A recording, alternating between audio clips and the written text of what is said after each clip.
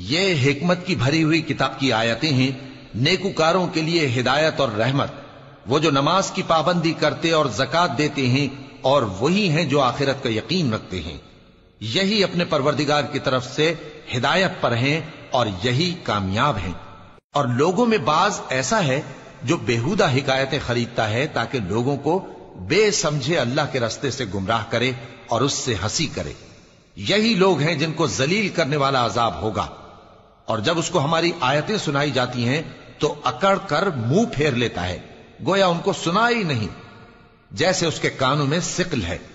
تو اس کو درد دینے والے عذاب کی خوشخبری سنا دو۔ جو لوگ ایمان لائے اور نیک کام کرتے رہے ان کے لیے نعمت کے باغ ہیں، ہمیشہ ان میں رہیں گے۔ اللہ کا وعدہ سچا ہے اور وہ غالب ہے، حکمت والا ہے۔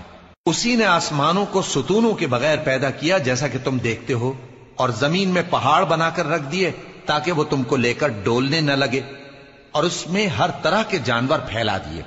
اور ہم ہی نے آسمان سے پانی نازل کیا، پھر اس میں ہر قسم کی نفیس چیزیں اگائیں۔ یہ تو اللہ کی تخلیق ہے۔ اب مجھے دکھاؤ کہ اللہ کے سوا جو ہستیاں ہیں انہوں نے کیا پیدا کیا ہے۔ حقیقت یہ ہے کہ یہ ظالم کھلی گمراہی میں ہیں۔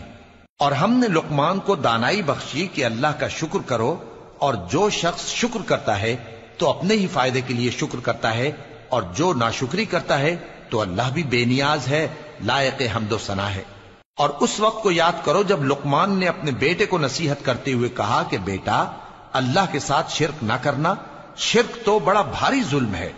اور ہم نے انسان کو جسے اس کی ماں تکلیف پر تکلیف سہ کر پیٹ میں اٹھائے رکھتی ہے، پھر اس کو دودھ پلاتی ہے، اور آخر کار 2 برس میں اس کا دودھ چھڑانا ہوتا ہے، میں نے تاکید کی ہے کہ میرا بھی شکر کرتا رہے اور اپنے ماں باپ کا بھی، کہ تم کو میری ہی طرف لوٹ کر آنا ہے۔ اور اگر وہ دونوں تجھ پر زور ڈالیں کہ تو میرے ساتھ کسی ایسی چیز کو شریک کرے جس کا تجھے کچھ بھی علم نہیں، تو ان کا کہا نہ ماننا۔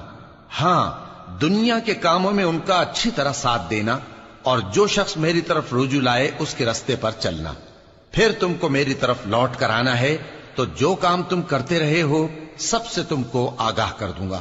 لقمان نے یہ بھی کہا کہ بیٹا، اگر کوئی عمل چاہے رائی کے دانے کے برابر بھی چھوٹا ہو، اور ہو بھی کسی پتھر کے اندر یا آسمانوں میں مخفی ہو یا زمین میں، اللہ اس کو قیامت کے دن لا موجود کرے گا۔ کچھ شک نہیں کہ اللہ باریک بین ہے، خبردار ہے۔